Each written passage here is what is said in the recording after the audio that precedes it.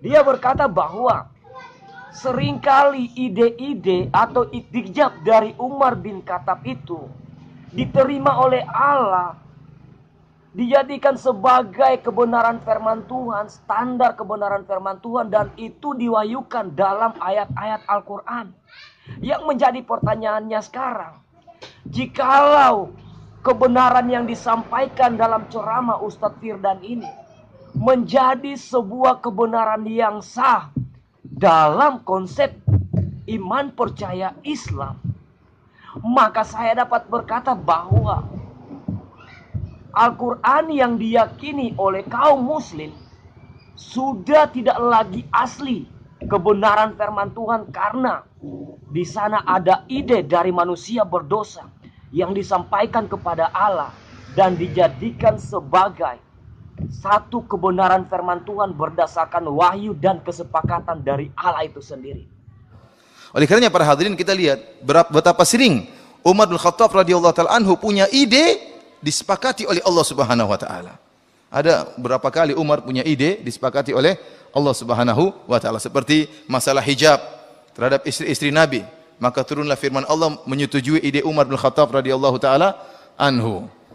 Mungkinkah Allah sebagai pencipta langit dan bumi, Allah yang tidak terbatas itu, Allah yang maha kuasa, Tuhan yang disembah oleh umat manusia, harus kehabisan akal, harus kehabisan ide untuk menurunkan wahyu atau ilham kebenaran firman Tuhan kepada umat manusia, sehingga Allah harus mendengarkan ide-ide dari manusia dan menetapkan itu sebagai sebuah kebenaran, menetapkan itu sebagai sebuah firman yang diwahyukan, diturunkan kepada manusia untuk dijadikan sebagai standar kebenaran yang harus diyakini dan diimani oleh setiap manusia. Mari kita berpikir sehat, mari kita berpikir waras untuk menyingkapi segala sesuatu. Amin.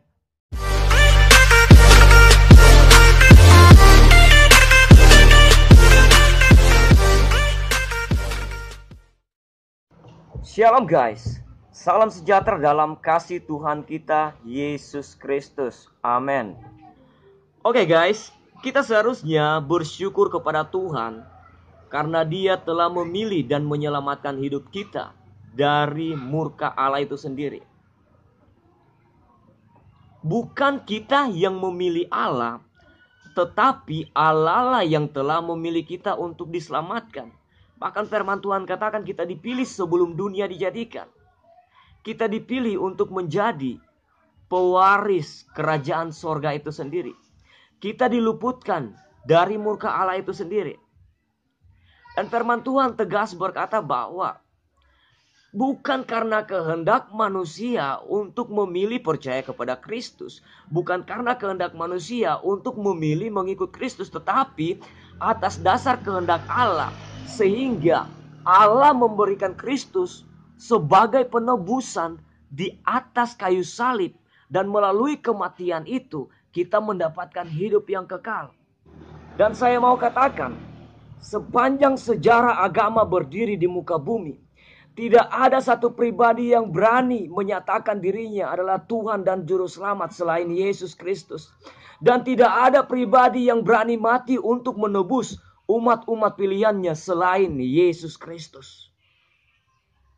Kita bersyukur karena Allah memilih kita sebelum dunia dijadikan, bukan karena dasar kehendak kita untuk memilih percaya kepada Kristus.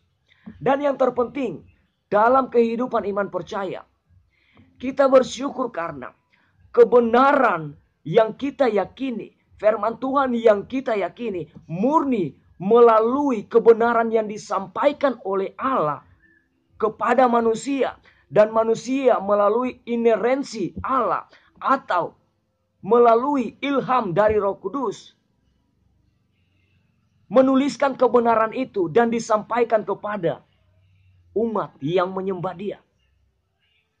Kita bersyukur karena kebenaran itu langsung dari mulut Allah, dan Allah mengilhamkan itu kepada manusia untuk dituliskan, dan manusia yang menuliskan itu melalui penguasaan Roh Kudus.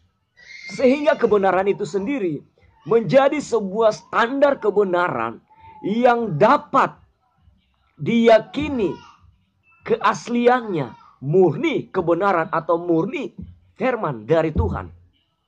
Banyak orang berkata bahwa kebenaran yang kita yakini atau firman yang kita yakini adalah sebuah karya manusia biasa yang dituliskan oleh manusia tanpa penguasaan dari Roh Kudus. Tetapi kekristenan membantah itu karena kita meyakini bahwa Allah mengilhamkan kebenaran itu kepada manusia dan Roh Kudus menguasai manusia untuk menuliskan kebenaran itu, supaya kebenaran itu menjadi sebuah standar yang tidak bisa digoyahkan oleh siapapun juga. Dan ini menjadi sebuah standar firman Tuhan yang menjadi kebenaran untuk kita yakini sebagai iman percaya kita. Dan yang menarik dari kebenaran yang kita yakini, ada beberapa penulis yang menuliskan kebenaran ini melalui kitab-kitabnya.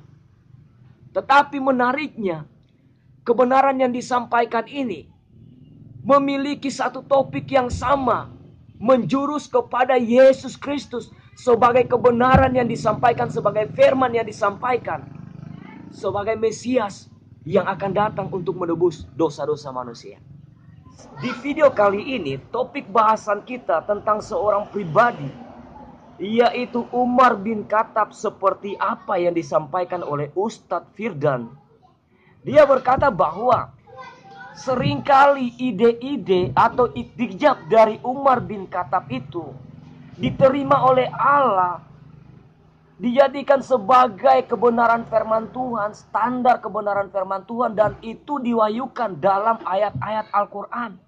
Yang menjadi pertanyaannya sekarang, jikalau kebenaran yang disampaikan dalam ceramah Ustadz Firdan ini menjadi sebuah kebenaran yang sah dalam konsep iman percaya Islam, maka saya dapat berkata bahwa Al-Quran yang diyakini oleh kaum muslim sudah tidak lagi asli kebenaran firman Tuhan, karena di sana ada ide dari manusia berdosa yang disampaikan kepada Allah dan dijadikan sebagai satu kebenaran firman Tuhan berdasarkan wahyu dan kesepakatan dari Allah itu sendiri.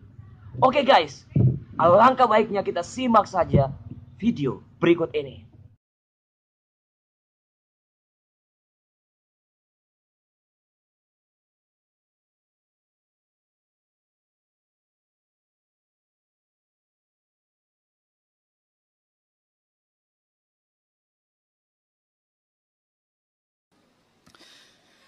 Rasulullah SAW bersabda tentang Umar bin Khattab radhiyallahu taala anhu, "Qad kana fima qablakum minal umami nasun muhaddatsun."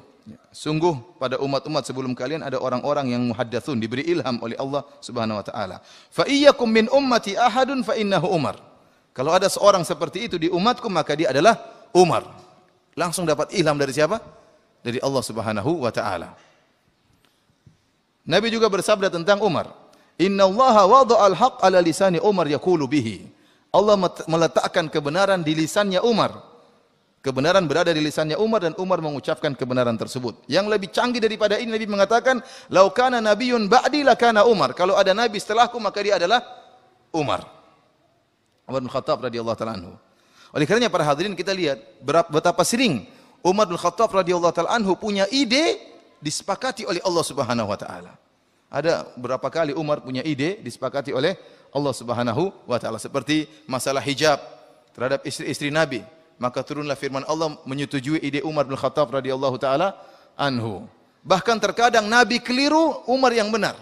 Seperti tatkala kisah perang Badar, ya. Umar waktu ditanya oleh Nabi SAW bagaimana tentang tawanan-tawanan perang Badar, Umar punya ide. Begini saja kata Umar, orang yang paling dekat datang bunuh, sembelih. Jadi misalnya dia mengatakan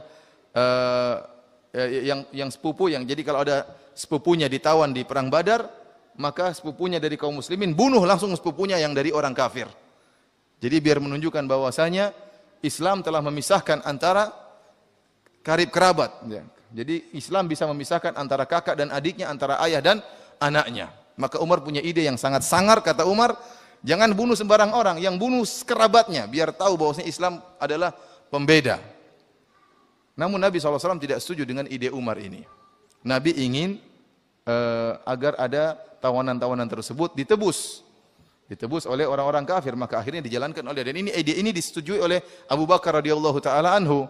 Maka akhirnya tawanan-tawanan perang Badar tersebut tidak jadi dibunuh, tetapi barang siapa yang ingin menebus maka silakan. Maka datanglah orang-orang kafir, orang-orang musyrikin Arab dari Mekah, kemudian mereka menebus tawanan-tawanan tersebut dengan uang. Ternyata setelah itu Allah menegur Nabi sallallahu alaihi wasallam, ya. Dalam surat Al-Anfal, saya lupa ayatnya, ya. Intinya kemudian Abu Bakar dan Nabi menangis. Ya, Nabi sallallahu alaihi wasallam menangis dan Abu Bakar radhiyallahu taala menangis. Ternyata ijtihad Nabi dan Abu Bakar keliru, yang benar ijtihadnya apa? Umar.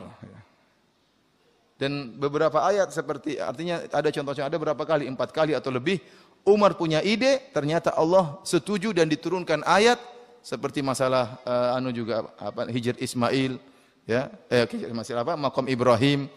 Kemudian turun juga ayat menyetujui ide Umar bin Khattab radhiyallahu taala anhu, dan kita bisa bayangkan bagaimana seorang idenya disetujui oleh Rabbul Alamin. Dia wali atau bukan? Antum, ide antum aja belum tentu disetujui oleh kepala sekolah. Kepala sekolah belum tentu setuju, mudir belum tentu setuju dengan ide antum. Ini Umar, idenya disetujui oleh siapa? Allah Subhanahu wa taala. Bagaimana dia bukan wali? Oke guys, sebelum kita masuk dalam topik pembahasan, alangkah baiknya saya menjelaskan tentang ide yang dimaksud dalam video tadi. Ide yang dimaksud dalam video tadi adalah iktijab. Nah, apa pengertian dari iktijab itu sendiri? Iktijab ini mengandung pengertian adalah sebuah usaha untuk mencari ilmu dalam memutuskan sebuah perkara yang tidak tercantum dalam Al-Quran dan hadis, dan diputuskan secara matang-matang oleh akal sehat melalui pertimbangan yang sangat baik. Dan dikatakan dalam video ini bahwa Umar bin Khattab itu memiliki keunggulan dari Rasulullah SAW itu sendiri, yaitu Nabi Muhammad. Karena apa yang kita saksikan dalam bagian video ini jelas berkata bahwa kadangkala Allah tidak mengambil ide-ide yang disampaikan oleh Nabi Muhammad, tetapi Allah lebih memilih ide-ide yang disampaikan oleh Umar sebagai sebuah kebenaran, dan itu ditetapkan oleh Allah sebagai wahyu yang diturunkan dalam Al-Quran. Nah, jelas bahwa apa yang kita simak dalam bagian video ini, tentu ini mengacu pada sebuah kesimpulan bahwa Umar bin Khattab ini memang memiliki kemampuan yang tidak bisa kita katakan dia setara dengan Nabi Muhammad. Tetapi mungkin dia bisa lebih dari Nabi Muhammad, atau bisa kita sejajarkan pula dengan Nabi Muhammad. Karena jelas bahwa kadangkala ide yang disampaikan oleh Umar bin Khattab itu mendapat perhatian khusus dari Allah, sehingga itu dijadikan Allah sebagai sebuah kebenaran dan diwahyukan kepada umat melalui kebenaran dari Al-Quran itu sendiri. Terlihat jelas contoh sebuah iktijab yang disampaikan oleh Umar ketika mereka memutuskan tentang kejadian seorang tawanan atau tentang tawanan-tawanan yang didapatkan dalam perang Badar itu sendiri. Bagaimana untuk mengatasi tawanan-tawanan ini? Umar bin Khattab itu menyampaikan idenya itu sendiri kepada Nabi Muhammad dan teman Rasul itu sendiri. Tetapi Nabi Muhammad tidak menyetujui apa yang disampaikan oleh Umar bin Khattab ini, yang pada akhirnya menyebabkan bahwa Rasulullah SAW ini menangis bersama-sama dengan temannya, karena apa yang menurut keputusan Rasulullah itu benar tetapi tidak disetujui oleh Allah. Allah lebih memilih ide atau sumbangsi pemikiran dari Umar bin Khattab sebagai sebuah kebenaran, dan itu diwahyukan dalam Al-Quran. Oke, kira-kira bagaimana kita menyingkapi hal ini?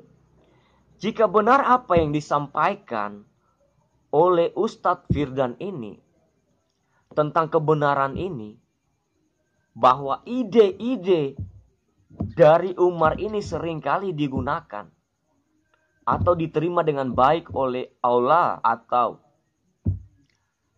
Tuhan yang disembah oleh umat muslim itu sebagai sebuah kebenaran, dan kebenaran itu diwahyukan dalam Al-Quran.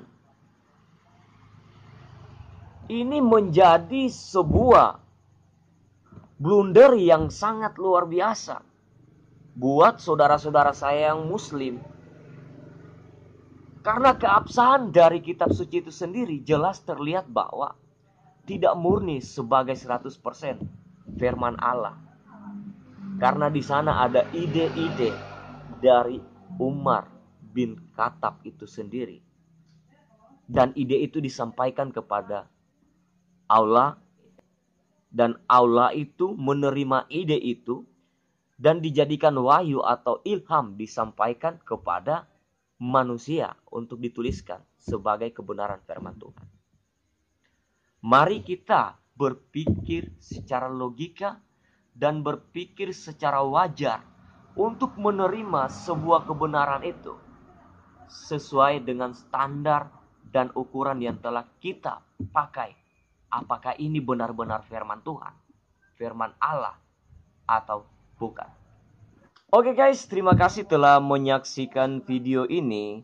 Semoga apa yang telah kita saksikan bersama-sama dalam video ini menjadi sebuah pembanding bagi kita untuk menerima kebenaran itu secara logika dengan tepat sesuai dengan apa yang menjadi standar dan ukuran kebenaran firman Tuhan itu.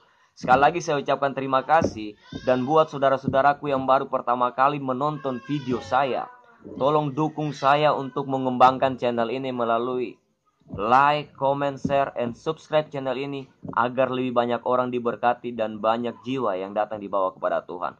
Oke guys, terima kasih. Tuhan Yesus memberkati kita semua. Shalom.